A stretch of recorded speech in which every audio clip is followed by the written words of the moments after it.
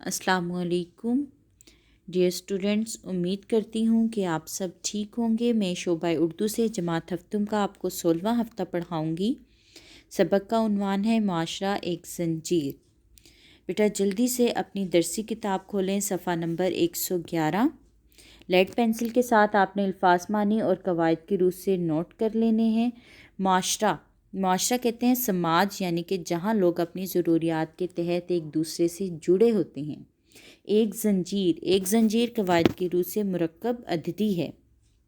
सबक शुरू करते हैं। बेटा इसमें वतन से मोहब्बत के बारे में बताया गया है कि वतन हमारा मस्कन है, हमारी पहचान है, और वतन से मोहब्बत जो है वो एक फितरी जज्बा है जो किसी भी सिखाने या समझाने से पैदा नहीं होता, बल्कि एक ऐसी जिबलत है जो तमाम जानदारों में पाई जाती है।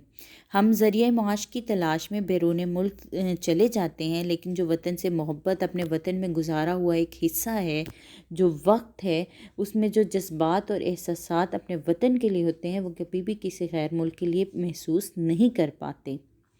इस पैराग्राफ में बेटा आपको जिबलत का मानी लिख लें कि पैदाइशी सफ़ात व खसूसियात, और एक लफ्ज़ दिया गया है ज़रिया मुआश का मानी होता है रोज़ी रिस्क।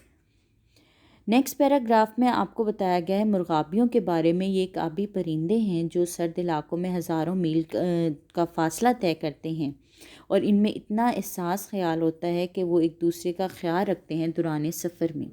और अगर कोई मुर्गाबी दौरान सफ़र बीमार हो जाती है तो 2 मुर्गाबियाँ इसके साथ रुकती हैं और बाकी अपना सफ़र जो है वो जारी रखती हैं।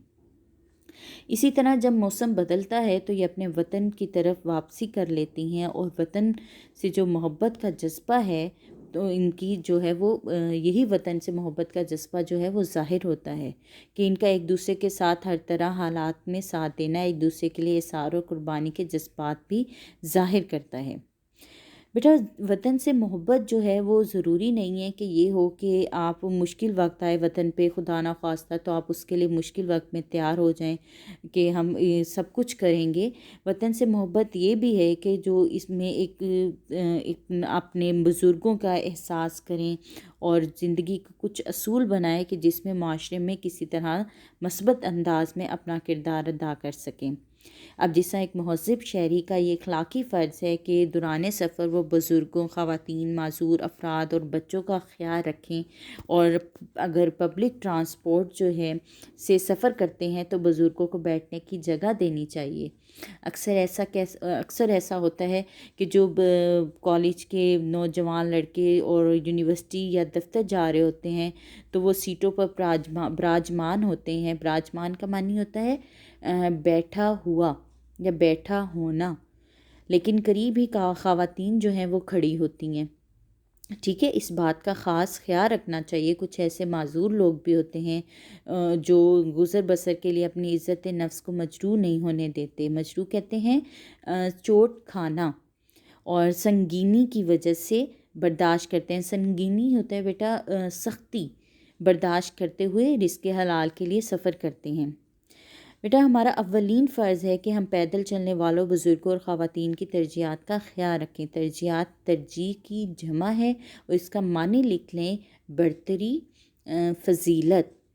एक चीज़ जो अक्सर मुशाहदे में आई है कि जो मोटरसाइकिल होते हैं या जो गाड़ी चलाने वाले होते हैं, रिक्शे वाले होते हैं, खुदा जाने किसी जल्दी में होते हैं कि जो सड़क पर बारिश के दिनों में पानी खड़ा होता है, ऐसी तेज़ी से अपनी सवारी गुजारते हैं कि पैदल चलने वालों का भी हाल और हुलिया दोनों बिगड़ जाता है, और बेचारे बुज़ुर्ग इसी तेज़ रफ्तारी को देखते हुए सड़क अबूर करने का सोचते ही रह जाते हैं।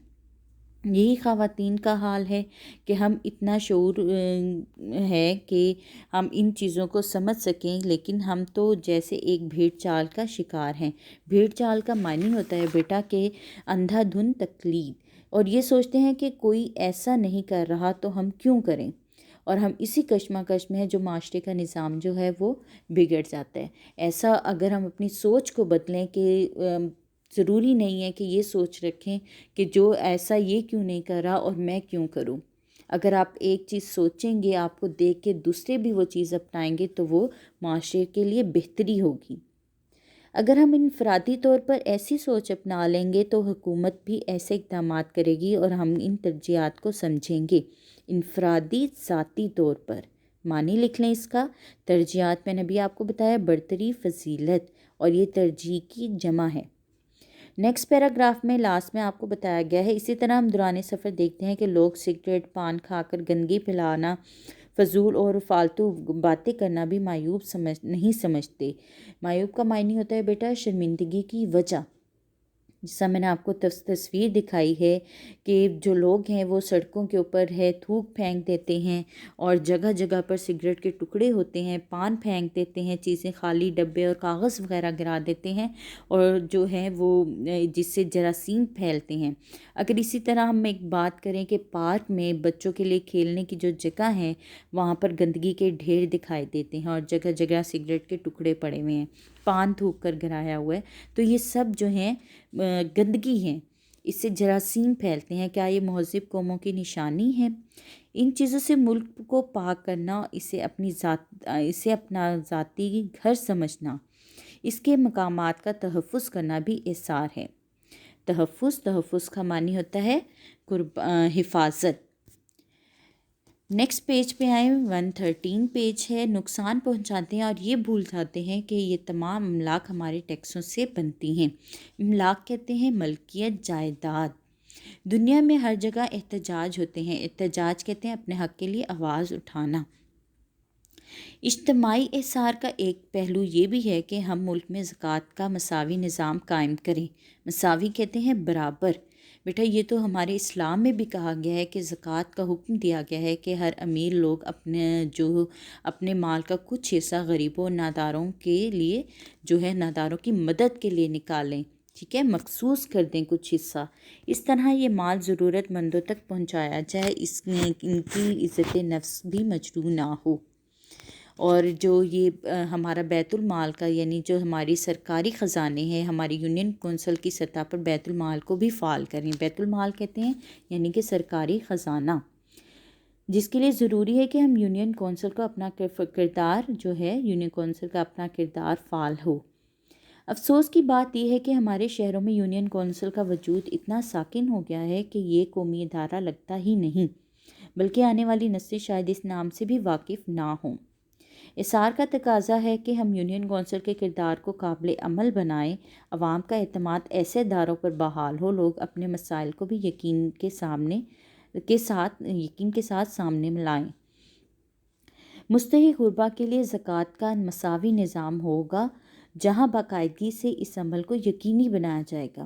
مستحق کہتے ہیں بیٹا حقدار، غربا یعنی کہ غریب لوگ، مساوی برابر، تینوں معنی یہاں پہ لکھ لیں، اور جہاں باقاعدگی سے اس عمل کو یقینی بنایا جائے۔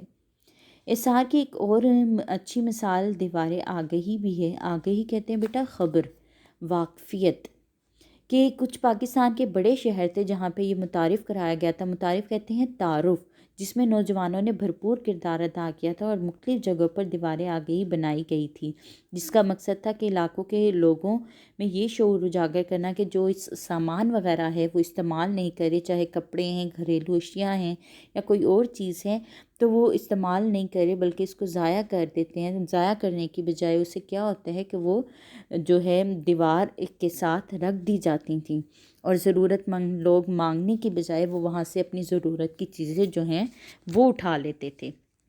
اور اس کے لیے بیٹا یہ ضروری نہیں ہے کہ وہ ہاتھ پھیلانے کی تکلیف سے بھی بچ سکیں گے، کیونکہ ہم صرف پیسے سے ہی ضرورت مندوں کی مدد نہیں کر سکتے، بلکہ ہم ان کو لباس، گھریلو اشیاء وغیرہ جو ہیں ان سے بھی ان کی ضرورت جو ہے وہ پوری کر سکتے ہیں۔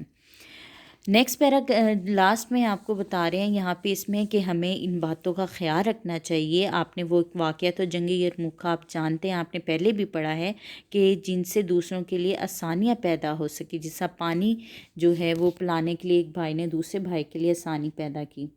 دوسروں کی دعائیں کریں، معاشرے میں منظم نظام کی بنیاد ڈالیں اور باشعور شہری اور انسان کی حیثیت سے زندگی گزاریں۔ امید کرتی ہوں ڈیئر اسٹوڈنٹس آپ لوگوں کو چیپٹر کی سمجھ آ گئی ہوگی۔ پھر بھی کوئی سمجھ نہیں آئی تو آپ مجھ سے اپنی کلاس میں پوچھ لیجیے گا۔ ڈائری اپنی نوٹ کر لیں، الفاظ معنی آپ نے خوش خط کاپی کے اوپر لکھنے بھی ہیں اور یاد بھی کرنے ہیں، ٹھیک ہے۔ اپنا خیال رکھیے گا۔ اللہ حافظ۔